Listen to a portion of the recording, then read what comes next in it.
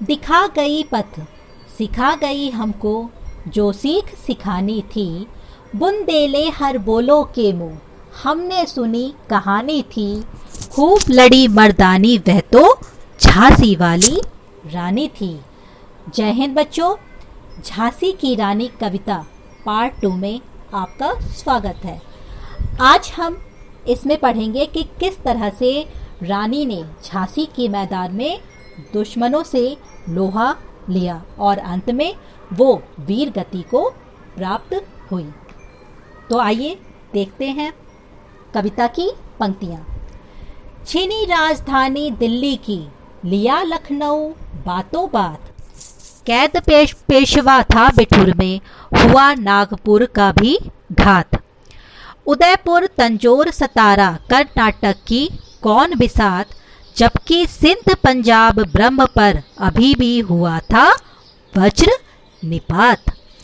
कवित्री कहती है कि ब्रिटिश सत्ता धीरे धीरे अपना विस्तार कर रही थी।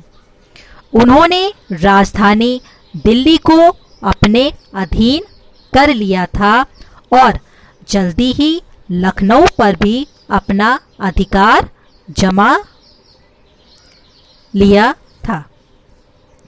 कैद पेशवा था बिठूर में, हुआ नागपुर का भी घात। उन्होंने बिठूर में पेशवा को कैद कर लिया था तथा नागपुर पर भी हमला कर दिया था।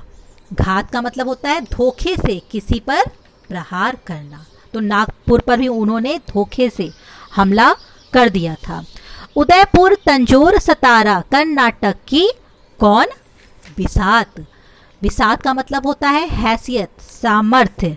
तो वही कह रही हैं कि वे उदयपुर तंजौर सतारा और कर्नाटक पर भी अपना हक जमाने लगे थे, क्योंकि जब उन्होंने दिल्ली लखनऊ नागपुर पर अपना कब्जा कर लिया तो उदयपुर तंजौर सतारा इनकी क्या हैसियत थी इनके आगे, इस पर भी उन्होंने अपना हक जमा लिया था।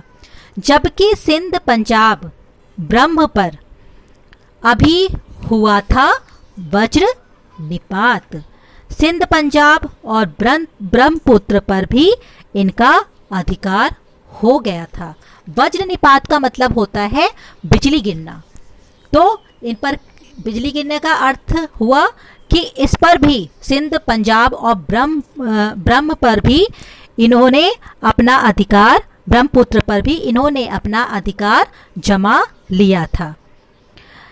बंगाले मद्रास आदि की भी तो यही कहानी थी, बुंदेले हर बोलो के मुँह, हमने सुनी कहानी थी। खूब लड़ी मर्दानी वह तो झांसी वाली रानी थी।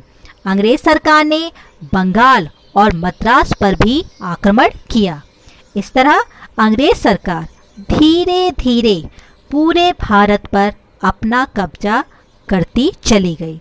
इस प्रकार हमने बुंदेलखंड के लोक गायकों के मुंह से रानी लक्ष्मीबाई की वीरता अर्थात अंग्रेजों का डटकर मुकाबला करने की कहानी सुनी है। अगली पंक्तियों में कवित्री ने रानी लक्ष्मीबाई की वीरता का गुणगान किया है। इनकी गाथा छोड़ चले हम झांसी के मैदानों में, जहां खड़ी है लक्ष्मीबाई मर्द बनी मर्दानों में। लेफ्टिनेंट वॉकर आ पहुंचा आगे बढ़ा जवानों में, रानी ने तलवार खींच ली हुआ द्वंद आसमानों में। जख्मी होकर वॉकर भागा उसे अजब हैरानी थी, बुंदेले हर बोलो के मुँह, हमने सुनी कहानी थी। खूब लड़ी मर्दानी वह तो झांसी वाली रानी थी। इनकी गाथा छोड़ चले हम झांसी के मैदानों में। कवित्री कहती हैं कि अब हम अन्य वीरों की कहानी छोड़कर झांसी की युद्ध भूमि में चलते हैं। जहां खड़ी है लक्ष्मीबाई मर्दानी बन मर्दानों में, जहां पर लक्ष्मीबाई झांसी की वीरांगना लक्ष्मीबाई पुरुषों की बीच में एक वीर पुरुष की तरह खड़ी हैं।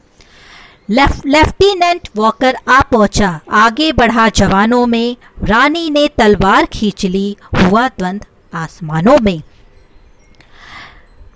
तभी वहां सैनिकों के बीच लेफ्टिनेंट वॉकर आगे बढ़ा। रानी ने भी क्या किया, उसे देखकर अपनी तलवार खींची और उन दोनों में घमासान युद्ध होने लगा। जख्मी होकर वॉकर भागा। उसे अजब हैरानी थी। कवित्री ने इन पंक्तियों में बताया है कि किस तरह से जख्मी होकर वॉकर जो है वहां से भागा और किस तरह से वो हैरान हुआ। जख्मी होकर वॉकर भागा, उसे अजब हैरानी थी। बुंदेले हर बोलो के मुंह, हमने सुनी कहानी थी, खूब लड़ी मर्दानी, वह तो झांसी वाली रानी थी। रानी के साथ युद्ध में जब वॉकर जख्मी हो गया तो वो वहां से तुरंत मैदान छोड़कर भागता है और रानी को देखकर आश्चर्यचकित होता है। बुंदेले हर बोलो के मुंह, हमने सुनी कहानी थी।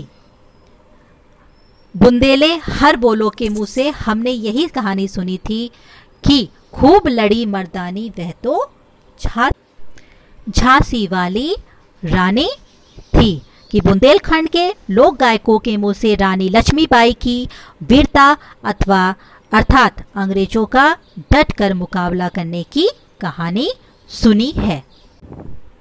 आगे की पंक्तियों में कवियत्री ने रानी लक्ष्मीबाई के साथ उनकी सखियों की वीरता का भी गुणगान किया है। आइए देखते हैं। विजय मिली पर अंग्रेजों की फिर सेना घिर आई थी, अब के जनरल स्मिथ सम्मुख था, उसने मुंह की खाई थी। काना और मंदरा सखिया रानी के संग आई थी, युद्ध क्षेत्र में उन दोनों ने भारी मार मचाई थी। कवित्री कहती है कि रानी को विजय मिली लेकिन अंग्रेजों ने उन्हें फिर से घेर लिया। अब के जनरल स्मिथ सम्मुख था, सम्मुख मतलब सामने। इस बार उनका सामना जनरल स्मिथ से हुआ। उसने मुंह की खाई थी, वह भी रानी से पराजित हुआ।